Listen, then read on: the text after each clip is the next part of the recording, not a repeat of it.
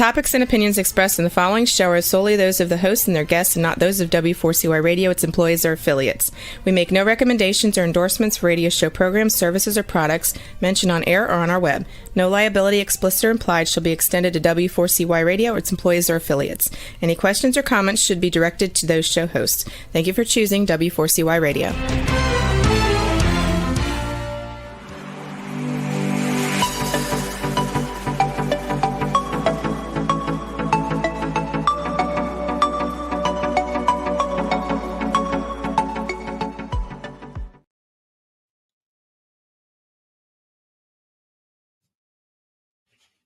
Well, welcome to Bill Martinez. We are live. Good to have you with us. We've got the former ambassador and Congressman Francis Rooney going to be joining us in just a moment. Talk about Israel, Hamas, congressional pressure to deal with the budget, a speaker problem. Oh, by the way, the border and China. Francis Rooney, the former ambassador and congressman from Florida's 19th congressional district, is talking about the latest news from the Middle East, potential geopolitical consequences of a regional war, plus Congress from the budget negotiations to the impeachment inquiry of President Joe Biden. Meanwhile, our national security and local crime continues to make us all increasingly unsafe here in America. Ambassador, welcome to the show. Good to have you with us, sir. Thank you for having me on. Well, if we can talk about, first of all, you were the former ambassador for the Vatican. And if you can, give us a little bit of background and what that was like. Well, the Holy See mission's a very unique one. It's more like some of the other think tank-like missions, like the Organization for Security and Cooperation in Europe, where we don't have consular activities and financial activities promoting U.S. businesses. What we do promote are the areas where the United States and the Holy See are aligned in their foreign policy objectives, things like human rights, avoiding authoritarian governments, calling them out, fair elections. And when President Bush and I were visiting with the Pope one time, we talked about 14 different countries where the U.S. and the Holy See had interests, which were both aligned, and we were working in a somewhat coordinated manner to deal with the problems that we saw. And of course, at the time, John Paul, right? John Paul II. No, Benedict. John Paul Benedict. died. Oh, I'm sorry. John Paul died while I was in the State Department's language school studying Italian. Okay. Yeah. And Pope Benedict, I mean, what a brilliant intellect. Well, he was, and he certainly got this Muslim problem. Yes. He understood it all the way. Well, something got lost in translation because the current Pope and his stance in his latest letter, I don't know about you, but it bothered me tremendously what he had to say about Hamas. And I believe, I'm sorry to say, I hate to say this about the Pope, but, I just think a grave misunderstanding as to what's happening there. Well, he's said and written a lot of things that are concerning to me. There's no doubt about it. And this is a replay of 2007 Hezbollah war in Lebanon. And we'd be much better off to have the kind of strength of Pope Benedict than what we see right now, as far as willingness to call out the violent brutality of these radical Islamic groups. Well, and sometimes, as you know, Ambassador, you have to have the gravitas and belief in what you hold to, your own personal doctrine. And sometimes you may just have to, just move away from those that you thought you were in alliance with. But it seems the Pope, this current Pope, Pope Francis, more and more, as you say, things that he has said have been problematic, whether it has to do, in my humble opinion, I'll bring up climate change, but certainly what's happening in the Middle East. Yeah, when he wrote Laudate Si, I talked to some of my old contacts over there, and I said, why didn't you guys also call out those sorry governments over there in Africa that are taking all the money that Western countries give them and just stealing it? Right. They're culpable for climate change as much as anybody there is. Look at Nigeria. There's oil pits all over that country. Yeah. No, there's no doubt. And, this is all part of, the deep state. I think you and I have discussed this before, that there's many layers to the deep state. And now people are starting to take a look at some of these NGOs and some of the problems that this has created. That are they really looking out for America's best interest? I mean, they have a lot of control, a lot of power, and they're moving outside of the the confines of the constitutional and oversight by Congress.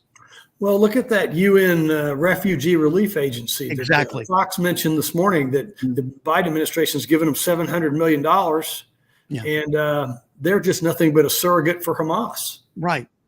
Yeah, exactly. And this is what we see in terms of what's prevailing is that, and here it's goofy. I mean, for the American citizen, they're going, wait a minute, my hard work earned money in taxes is going to our enemies like this. I mean, who's watching the Treasury? Nobody. But unfortunately, Republicans don't watch the Treasury so good anymore either. Right. The first 2 years I was in Congress, when we had all three branches of government, we spent as much per day as the Obama administration had. It was terrible. Why was that, Congressman? Because these guys can't say no, Mm-hmm. and everybody's got their hand out, and they're kind of weak. I mean, Paul Ryan had a bill, the first one I ever saw when I was first there, a spending bill, $500 million to bail out Puerto Rico. Oh.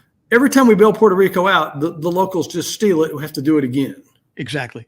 Well, a combination of locals, and also there are those, these political buzzards that hang over the wire and they follow the money. And when they see this, people like the Clinton Foundation, maybe a couple of others that we, but at the end of the day, if Puerto Rico could pay back what it borrowed, they'd be out of business. Yeah, exactly. Yeah. And then we also did $400 million to bail out the United Mine Workers medical plan. Ridiculous. Yeah. Are we going to bail out Social Security? I mean, you get all these unions, that have guaranteed pension numbers, right? That we have to make sure that the projections are hit. If not, because they don't manage their budgets correctly, then we have to make up the difference. But yet, when it comes to Social Security, though they've had our money all these years, and we're able to get into the lockbox and basically steal from people who have put their hard-earned money into Social Security, now it's falling short. And I'm sorry, your COLA adjustment is going to be a little bit less this coming year because we're a little bit short. But boy, the unions are going to get their full due, right? They always do. That's why the building trades went from being a very valuable source of trained labor in construction for many, many years to being nothing but a way for business agents and union stewards to suck off extra revenue. That's why we got rid of them. Yeah, but that was just a start. It needed to keep on going. Maybe we wouldn't be at $33 trillion in debt. And here we are with an open border, and Joe Biden just keeps throwing money at the problem. And instead of really coming up with real solutions and doing, the hard work of governance. But, that just seems to be and I hate to put, like you said, it's both sides. It happens, just because of the Beltway disease, I guess. And you experienced it firsthand. It had to be frustrating for you. Well, as H.W. Bush used to say, making a payroll. One of his slogans in 88 was, "I've made a payroll." Yeah. These guys have never done that. It's not their money. It's funny money. And that's a real problem. I think that Biden's been in public life his whole life. That's all he knows. Yeah. Yeah. He doesn't know. He doesn't know about signing the front of the check, as they say, right? No, we need term limits in the worst way around here. Yeah. Yeah, really. And, maybe all this is happening in such a way, Ambassador, that, we the people agree that that's what we have to resolve, because whether it's Biden's mental condition, obviously mental shortfall, and that's on display, for all the world to see. And, and here it is, Dianne Feinstein. We even have a senator that has been elected from Pennsylvania that is mentally impaired. I mean, what is going on here? Yeah, the people need to speak, okay? And these politicians are very clever. You have the advantage of the incumbency. You basically get to market yourself on the government's money. Yes. And you build up this name ID, and most people go in there and that's the only name they recognize, so they vote for you. Yeah. And and everybody says they're for term limits, but they know it requires a constitutional amendment, which is never going to happen. Mm. And I'm not sure I'd want it to happen because who knows what might happen. But so they are just basically not playing straight with the American people. I did introduce a term limits bill that just said your salary stops after 12 years. Mm. And I was roundly criticized by both Mitch McConnell and Schumer. Yeah. How dare you turn the table upside down and try to make sense of it all? Because, what's the return of investment, from the American people when, sadly, the job of being that servant politician has gone away, and it's been long past. And people understand when they get elected that it's about getting reelected. And when that's your ambition, instead of serving the people, a lot gets lost in translation, I'm sure you would admit. Absolutely. The founders never would have expected a political class. In fact, part of the revolution, reason for the revolution was to get away from a political class. Well, and George Washington did everything he could, to avoid it. They wanted, old habits die hard. I mean, whether it was the founders or, those that made up, the populations that existed in the colonies, it wasn't that there was 100% agreement for this democratic republic.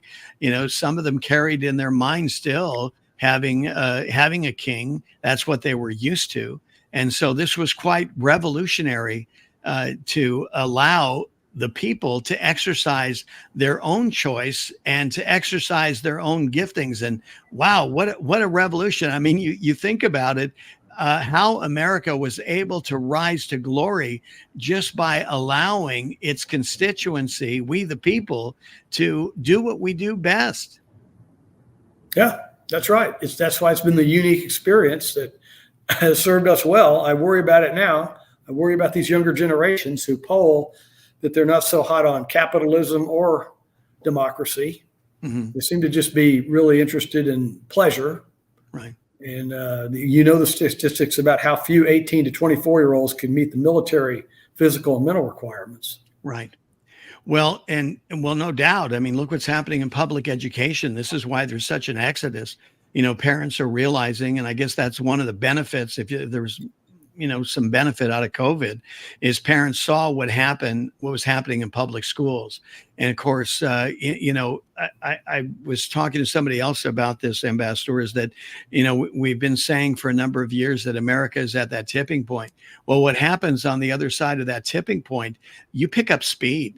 And this is what I see what's going on. I mean, 2 years ago, we weren't talking about, sex transitioning and puberty blockers and all this stuff that's going on. And here it is that, it's permeated the ethos of our military. I mean, what's going to be the new slogan, that we're looking for a few good men that we can transition, welcome to the military. I mean, is that what we're looking at? Well, I'm glad you brought up the military. We spend $800 billion a year on military. Half of the world's annual military expenditures is done by the United States. China is less than 300, but they seem to be able to build all kinds of ships and submarines. We don't seem to be able to build anything. All we're doing is building bases to satisfy congressmen so we'll give them more money and to worry about all these non-military issues that you just mentioned. Yes. Well, it's no wonder that the military is falling short in their recruitment, because I mean, even as wonky and as woke as this generation is right now, they're not buying into, all this pronoun and this diversity stuff. They've been, rather spoiled, and I think that, when you and I were growing up, Ambassador, our parents came out of the world's greatest generation. They opened up an incredible amount of opportunity for us. And then for the kids that we bore, we even gave them more opportunity, to the point that we kind of hurt them. We crippled them in the process and turned them into,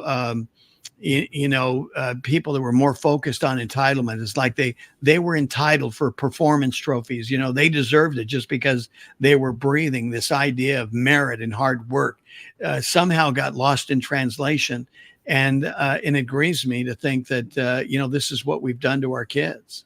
Yeah, and I'm afraid it's getting worse with the generation younger than them, the ones that were born like 1998 and on or something. Right. I mean, look at this business about Israel. Yeah. That these young people are sympathetic with a bunch of radical, brutal Islamic terrorists.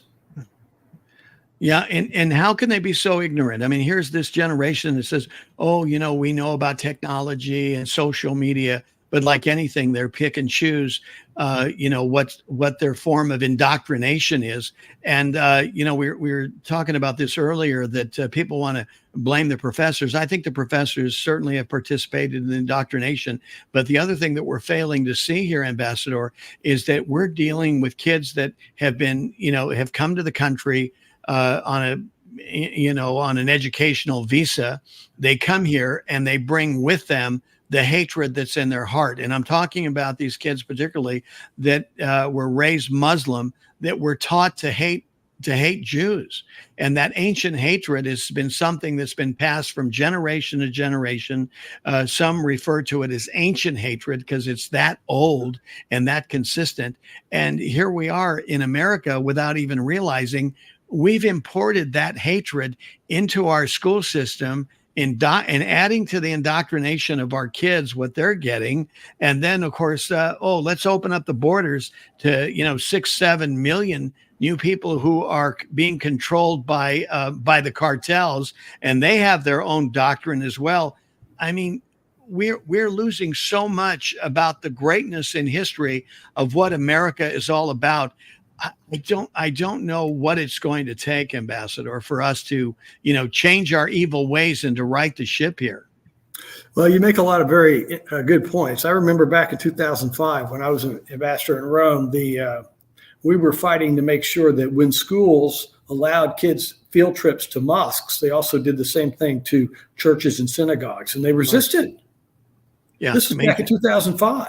Yeah. And, not to mention this business going on now, you make another good point that people don't know enough. It's easy to be deluded when you're ignorant. Mm-hmm. In 1929, Palestinians murdered a bunch of Jews. There wasn't even a state of Israel. They just don't like Jews. Yeah. Now, the state of Israel is just a whipping boy for them now.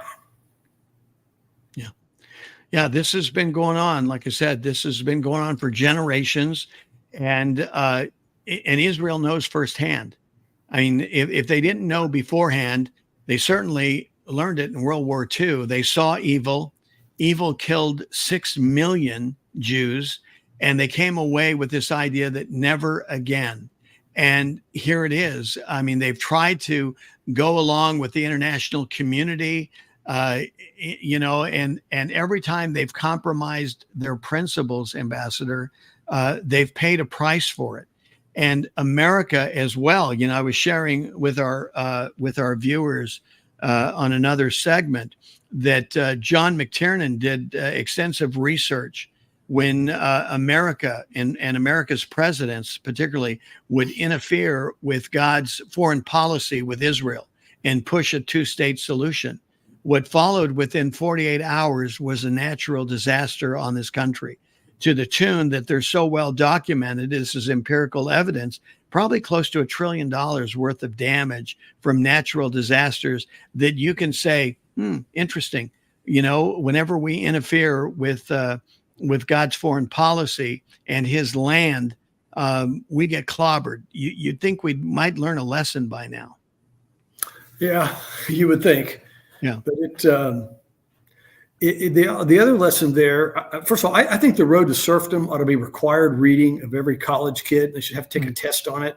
Right. Because if you go back and look at the Hitler situation, the Lenin situation, these guys know the same play. They always played the same playbook. You get rid of religion and you destroy the press. Mm-hmm. Once you get rid of religion in people's lives, they have no moral compass. They can do really bad things. And you get rid of the free press so no one knows what you're doing. Yeah, and free speech, free press. Exactly. And when these guys come after Jews, that's kind of like the first lieutenant out of the hill. They come after everybody else too. Exactly. I mean, the Catholic Church made deals with Hitler that were only and an embarrassment later when they got kicked out once Hitler got a hold of the Jews. And they even got after the Lutherans. That's their own church. Right. Yeah, exactly. And then we're finding out that how the New York Times, Ambassador, gave cover to Hitler. I mean, the mainstream media, how they chose the wrong side. And, all that stuff gets kind of, pushed below the radar, below any kind of conversation. But, so what we're seeing with the mainstream media should not be a surprise. This is what they've always done. Instead of holding to the ideal, like you and I were talking about, these first principles that gave us the great American idea to hold to the standard, to remind Congress, to remind we the people, hey, wait a minute, this is what we're about.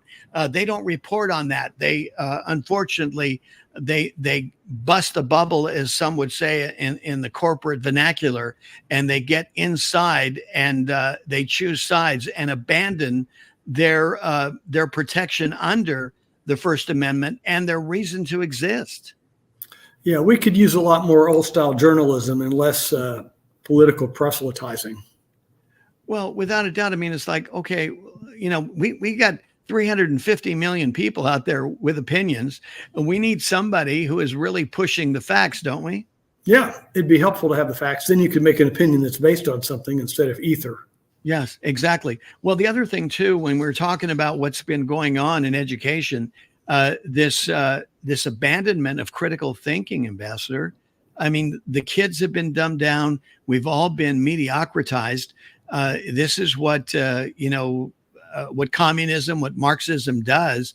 It takes away and inhibits your ability to speak, to have a free press, to have a free conversation. And in that process, we end up, kind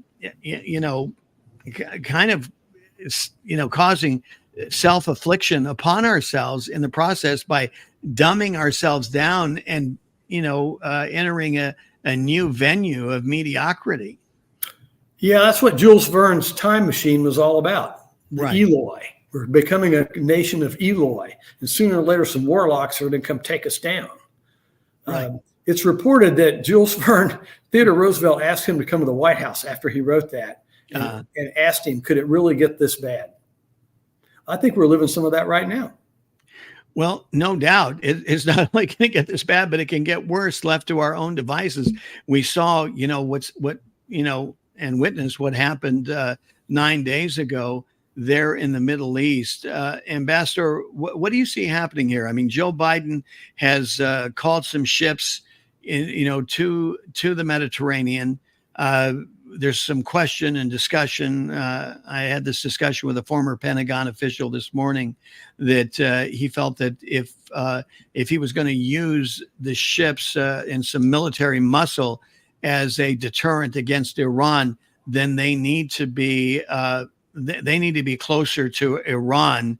But where they are right now, it's almost like they're kind of serving more as a restraint to Israel than as support for Israel. Well, they did send some of those refueling tankers over there where they could fly up over Jordan or maybe up into Turkey and refuel them before they dip down into Iran. Right. But, at least he sent something over there, and at least he's speaking up clearly as he can do for Israel. That's a good start. Now, it's not so great that they've given $700 million to that UN Refugee Relief Agency, which is nothing but a surrogate for Hamas. Right. I don't like our money going to Hamas. Right. Well, that's done. And the $6 billion, I mean, they're trying to freeze that or control it in such a way.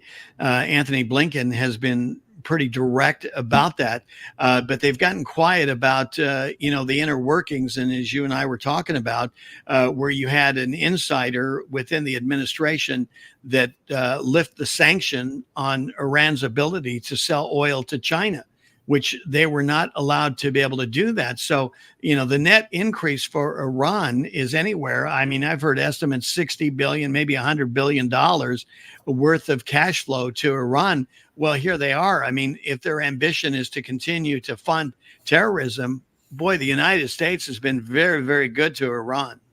Well, I think we almost have a death wish when it comes to Iran. It all started with Obama and Valerie Jarrett and all those people. I mean, the first Iranian deal was terrible. Can't inspect their military bases where they're doing all the dirty stuff. They kicked out the UN inspectors. We continue to give them their money back, and they just do more bad things to us. And like you say, selling the oil to China. I mean, why should we do that? Let China buy the oil from the Arabs and isolate Iran. Fortunately, we don't need to buy anybody's oil if Biden would quit making war on the petroleum industry. Right. I mean, well, look what he did in his first day. I mean, he put us into this inflation spiral, and probably what will happen, just like the same that happened with with Obama.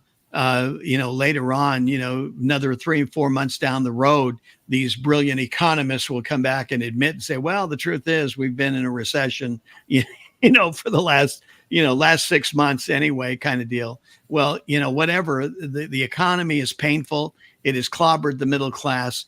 Everything, it seems, I can't come with any good answer when somebody asks me, can you give me one good thing that Joe Biden has done? Ambassador, I mean, you've been there. You've been on the Beltway. You have a better perspective and experience. I mean, is there something positive that we can say about this administration?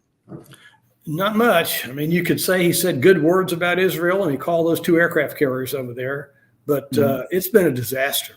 I mean, here we have all the natural gas we or most of the world would ever need right here in the United States. Exactly. We could be getting rid of coal with a carbon tax and burn natural gas to fuel electric power plants, okay? Mm-hmm. But we still don't need electric vehicles because every electric vehicle creates a lot of strip mines for lithium and nickel and cobalt in a lot of really bad places like China and the Democratic Republic of Congo. Mm-hmm. And with this natural gas, how many of our allies could we help? Look at Europe's living off our natural gas right now. Exactly. I mean, Germany thought they could get weird for a minute, and then they found out, maybe they needed to regain their senses. But again, this has come down to, some common sense issues. And, you see with the polling, more and more Americans, are rejecting the policies of Joe Biden. They're rejecting Joe Biden, Kamala Harris. So it is absolutely critical that we get somebody in the White House that is pro-American and gets us back on the right track. I thought we had 4 years of a taste of how good it could be, and that was in spite of all the resistance that the Democrats and Nancy Pelosi put up, to impeachment processes and that. But America was still winning in spite of that. Yeah, I was in the Congress during that time, and the biggest problem, really, to me, was the Senate. We would try to pass all these laws. We did pass all these laws in the House that undermined all the anti-business, anti-capitalism activities that Obama put in place. But we couldn't get any of it through the Senate. So Trump had to do them by executive order, but that could be changed by the next guy, which it's been done. Right. Well, and the other thing too, I mean, look what he did to Regulation Nation. I mean, initially it was like for every new regulation, I'd get rid of 2. And I think at one point, because you were there, probably as many as 18, 20 regulations were stripped for every new one. So we really had set that back. And of course, again, what a lot of people don't understand was how many moles that were left in the government that the Obama administration had done in reclassifying some of these government officials, so they made them part of the government and the bureaucracy as opposed to the administration. So instead of, being deployed out of the administration, they were given a home to live in and a way that they could, muck up the works for this administration coming in. Well, look at the voting statistics of Washington, D.C. and Arlington and Fairfax and Montgomery County, Maryland, Arlington and Fairfax, Virginia. They're like high 90s Democrat all the time. So you know what you got. Exactly. Yeah. I mean, or if you happen to go to court and you happen to be a January 6th protester, forget it. We just talked to Jake Lang, who's in jail. He just surpassed 1,000 days in jail. Without due process. His case was he was supposed to go before the court, and they canceled that. They postponed it. And I asked him, I just said straight out, Jake, what do they want from you? And he said, well, what they want is that anybody that denounces President Trump and the America First movement, they're the ones that get lighter sentences. If you stand on your beliefs, then they're messing with you, and you are they're throwing the whole book at you. And that's sad that this is what we're dealing. But this is the weaponization. This is lawfare, as they call it. I mean, it's hard to keep up and understand all that President Trump, the former president, is going through, Ambassador, with all these different court cases. And here we are in the middle of a presidential campaign, and his popularity continues to skyrocket because of the unconstitutional treatment of this former president. Yeah, I mean, I'm probably a little more nuanced about him than you are, but he is his own worst enemy. Oh, I don't think killing field of evidence. I don't think he's the same by any means, Master. I agree with that, but I think that still, in terms of due process and what our Constitution calls for, and the kind of antics that the way they've come after him, it just doesn't seem right. Well, I certainly agree with the politicization of the FBI and the Justice Department, because I read all the data on the Stroke memo and the Carter page and all that, and that's just crooked as can be. They abused the FISA system. It went all the way up to McCabe and Comey and all those guys, and they didn't have any. It was fake evidence from the Hillary Clinton campaign that we were using and they were using, and that's a scary thing when the bureaucracy becomes weaponized like that. How many millions of dollars did it cost the people to execute that whole faux narrative that was brought to you by Hillary Clinton? Yeah, and it's just not good. The bureaucracy is supposed to be impartial, even if they're Democrat or at least 60-40. But what they did in that case was like a Russia apparatchik takeover. Yeah, exactly. Well, and the deal is, even like the I don't know if you saw it this weekend, Leon Panetta was asked, and Brett Baer about all but passed out because he asked him the question about did he have any regret signing that document along with those 50 intelligence officials saying the Hunter Biden laptop was Russian disinformation. And Panetta's answer was unbelievable. I mean, there was no regret whatsoever. He stood the line, felt that he was still justified, and offered no apology. That Hunter Biden is really a problem. I mean, if there's any justice in this country, he should go to jail. Yeah. Now, Menendez needs to go with him too. That's the Democrat, the other Democrat version of it. Right. Exactly. Well, the thing is, again, we've got to return to the rule of, this is all part and parcel of getting this country back on track. You've got 71% of America says we're on the wrong track. Okay. Yeah. Good observation. Okay. What does the right track look like? Go ahead. Well, I think the right track looks like a lot of things. Okay. Parent rights over education, which you alluded to. This getting off of these ridiculous subjects in colleges and getting back to some serious learning. Like I say, I'd like to make everybody take a test on the road to serfdom if it was me. Having it where these great college or high school kids, may 80% or 90% of them graduate instead of 30 or 40. Right. We're turning out a bunch of functional illiterates to satisfy the teachers union. Exactly. Well, you talk about the road to serfdom. One of the things that I've suggested, here we are in Florida, which, during spring break becomes the party capital of the world. And I'm saying, look, give me a day, bring those kids. We're going to bust them down to Calle Ocho down in Miami to meet with the Cuban, the Cuban refugees, those that are now American citizens, but those who have family still in Cuba, to be able to talk to these kids to tell them what real communism really looks like. Could you imagine the benefit of that? I mean, that's better than a semester, I believe, on any college campus. That's a great idea. You could do a twofer. You could do the morning in Calle Ocho, and you could do the afternoon over in Doral. Exactly. But the Venezuelans tell you the same story. That's how Trump carried Florida, was the Venezuelan votes from Doral. Yeah. Plus, on top of that, when you're in both those places, you're going to get great eating. Yeah, Great yeah. food, I right? think I like the Cuban food better than the arepas, but Yeah, right. Exactly. But yeah, I just think that in terms of blessing these kids and giving them, some real life experience, because something has got to shock them into reality here, Ambassador. Because like you said, we talk about this current generation is very entitled, the next one behind it, even worse yet. I mean, we've got to break this cycle.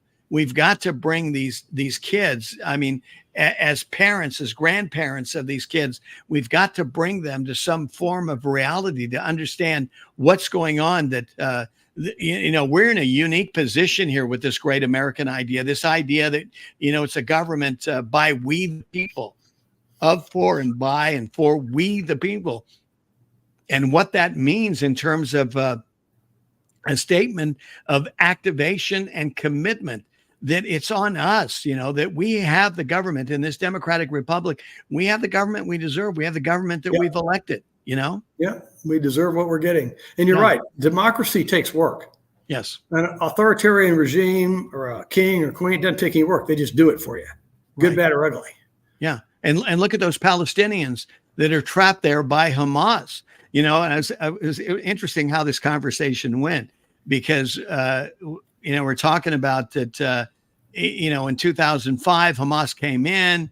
Shortly thereafter, they win an election. These Palestinians put them in place. And some of the Palestinians are saying, wait, I didn't vote for them. Well, not enough of you. Somehow, whatever, maybe somehow Hamas compelled you, or somehow Hamas cheated or whatever. And the person said, well, kind of like what happened to America the last time. Oh, well, maybe, so. Well, there's some severe doctrinal issues with Islam. Yes. And Pope Benedict called them out and got all kinds of grief around the world. But what he said was basically they have to come to terms with the 21st century. The 21st century is not going to go back to the 8th. Right. And it's up to us to enforce that dictum around the world. And so I'm sure that there's a lot of Palestinians in Gaza that are harmless, innocent people trying to take care of their family and avoid all sides that aren't political. But there's a lot of people that the doctrine affects, even if they're not Hamas per se. They still have that deep-seated antipathy towards any non-Muslim. Right. Yeah, because when you are indoctrinated from birth that this is your worldview, it is a challenge. But I will tell you, when I was in Israel, Arabs said to me, they said, we feel safer coming into the areas that Israel controls than the Arab areas. I said, well, that's interesting. I've heard that. Yeah, I've heard that. Uh-huh. There's a lot of people that are more than glad to be in those Israeli occupied areas. Yeah. And so you say, okay, well then, somehow the Palestinians have got to move away from this old dictate that Yasser Arafat had put out there, and others that said, you cannot negotiate with Israel. If you give up one iota of land to Israel, your family and yourself, you will be killed. You deserve nothing short of death. And so, their end goal consistently has been the total eradication of Israel. So, how do you negotiate with them? You're just negotiating, I guess, funeral arrangements, right? Yeah. Towards the end of Bill Clinton's term, Ehud Barak met with some people from the CIA and the State Department and Arafat. And Barak put down on a piece of paper everything Arafat asked for. Everyone, just right there. It said, we'll do all this for you. We'll do it for you right now. And Arafat stomped out of the room. He didn't want a second state. He didn't want peace. He needed a whipping boy to stay in power and continue to get a lot of money from the Arabs. Right. And that's why George Bush wouldn't negotiate with him. George Bush said, I'm not going to negotiate with a terrorist. Mm-hmm. Well, and look what happened. Trump finally asked the question, why are we allowing the Palestinians to direct peace in the Middle East? Let's forget them. Let's go and deal with Saudi Arabia and others. And under the Abraham Accords, we had 4 Arab nations ready to sign on. Unfortunately, if Trump had been reelected, we'd have had those signers and the peace agreements would have been consummated. But of course, we know where it stands right now. And we were so close to, again, consummating the deal with Saudi Arabia. And sadly, I hear that Saudi Arabia has now kind of somehow, I guess, they're having some conversations with Iran and moving away, from this agreement. Yeah, that's a problem with all those Arab countries is they have real difficult with their backbone. Yeah. And they don't, it doesn't take much to get them off of anything bold like Sadat did or any of that kind of stuff. Right. And well, what do they think? What does Saudi Arabia think? What does the Crown Prince think? That Iran's not going to go nuclear? And they've already said, look, if they go nuclear, we got to go nuclear. Well, there's going to be a nuclear arms race in the Middle East. And so they, they're fearful that that's going to happen. I don't care. You can right now have a kumbaya moment with Iran because they know how to play the game and they know they'll lie straight to your face. We know that. And so, all right. So you acquiesce, just like everybody else has been acquiescing to their evil ways. And have we had any change whatsoever, any benefit from all the billions or trillions of dollars that have been invested in the name of peace with these people that are untrustworthy? No, you can't negotiate with an untrustworthy person. You learn that in business and in labor negotiations. And you know what Winston Churchill said about appeasement, right? That it's like a guy feeding a crocodile in the hope that he gets eaten last. Exactly. It doesn't do any good. We need strength, portray strength in foreign policy and portray unity with the other developed countries that keep getting begged for money by the undeveloped countries and to get it our way. Right. Well, what is going on with our State Department? I mean, they've lost some sense of vision to be able to coalesce, these alliances that you're referring to. Well, I think a lot of them like to be liked too much. It's not their money. It's our money. And they always want to go make friends. And they want to give that money to the refugee agency, even though they admitted a lot of it's going to go to Hamas. They're kind of fuzzy, really. I mean, where's the Dean Acheson, the Paul Nitze, the smart guys that drove U.S. foreign policy in the 50s and 60s? Can you imagine this group sitting around advising John Kennedy on the missile crisis? Poor fellow, I'd feel sorry for him.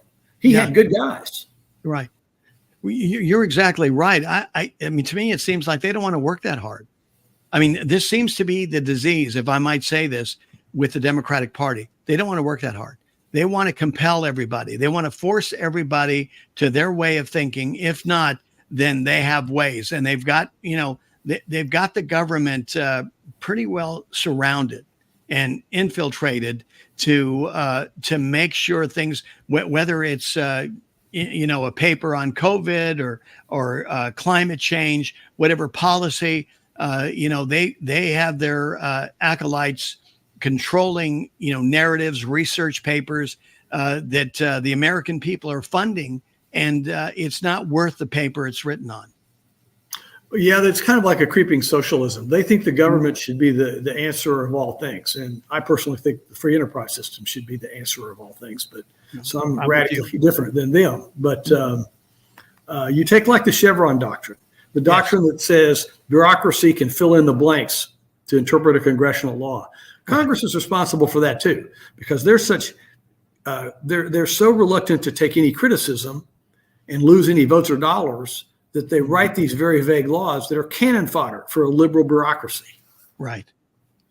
Well, and that's, to your point, this is why we're in the mess we're in. It's because nobody wants accountability. Yeah, right. Exactly. And again, it goes back to what you were suggesting earlier. And I just think they don't want to work that hard. They want the titles, they want the Beltway cocktail parties to attend and all honor and glory. But the statesmen of old, that culture seems to be compromised. I don't know, better than I, and I don't want to, get ahead of my skis here and be unfair to, some of the congressmen and senators who are doing a good job. But it seems like we need more of them that want to work hard and do a good job on behalf of their constituents, as opposed to the others. Well, there's a good number of them up there that don't have enough real world experience. And it's easy for them to make mistakes because they just don't know. They don't know about the world. They don't know about the history. They don't know about economics. And so they're tools of staffs or what they read, like you say, agenda-laden journalism. And then a lot of them, it's the best job they ever had, and they for sure don't want to lose it. Well, yeah, exactly. And they find out really quick that they better get in line with leadership because they're going to need that money come time to, go out there and run a campaign, right? Yeah. Yeah. When I got up there, they knew that I had a company and resources and things. So they said, we need you to do $450,000. They call them dues, dues to the Republican campaign committee.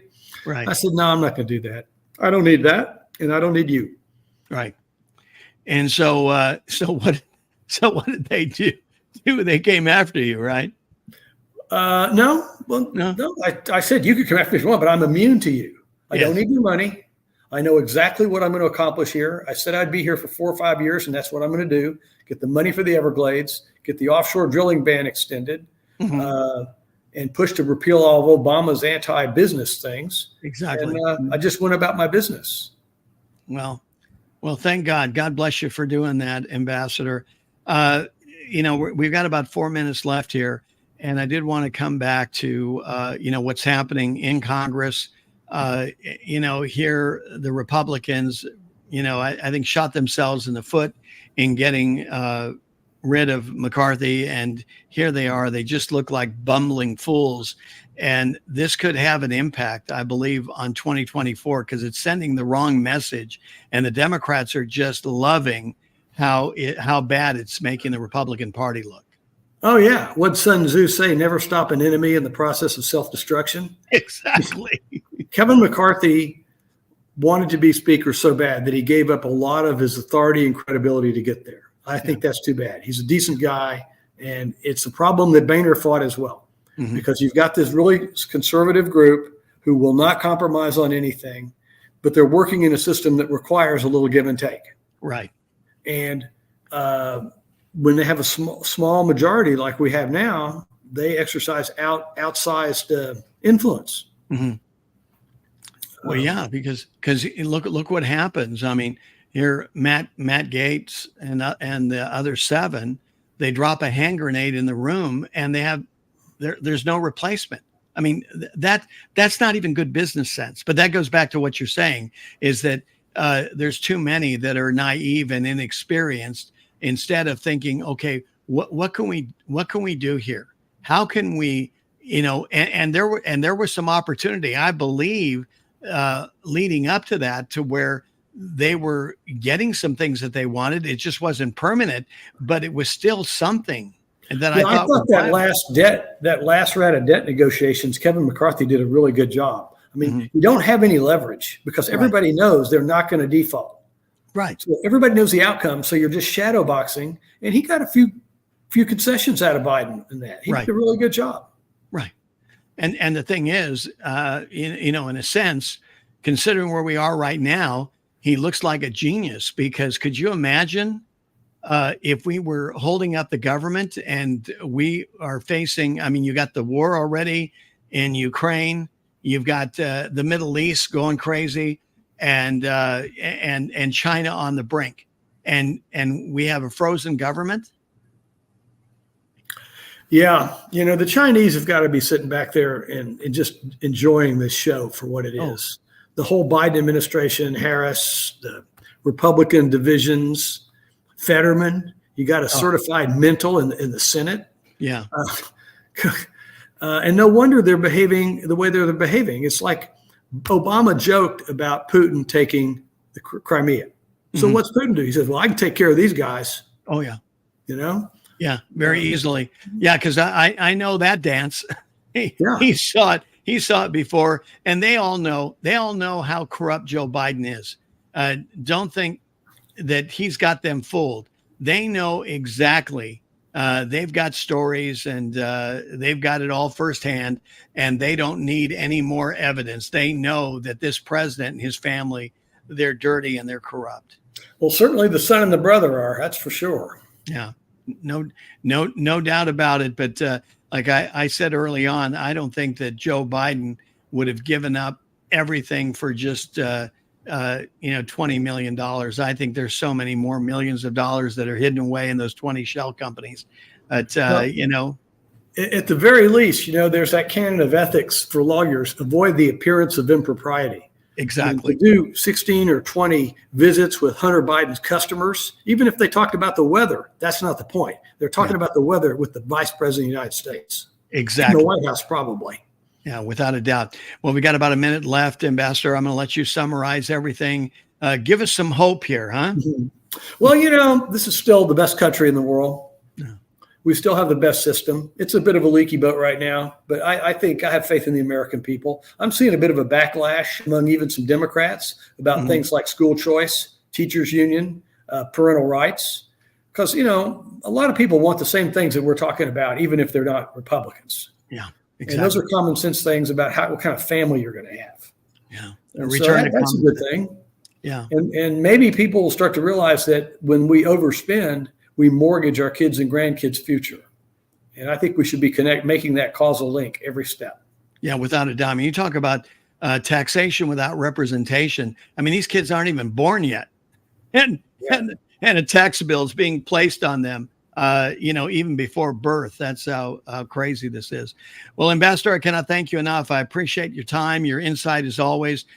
You're a blessing to the audience. We appreciate you. Thank you so much. Thanks for having me on, Bill. You got it. Our thanks to Ambassador Francis Rooney for being with us today. For more information to be a part of this mighty movement to return to God and save our country, the address, BillMartinezShow.com. May God bless you and keep you. Make his face shine upon you. May he be gracious unto you and give you peace. Go and have a great day. Thanks so much for being with us.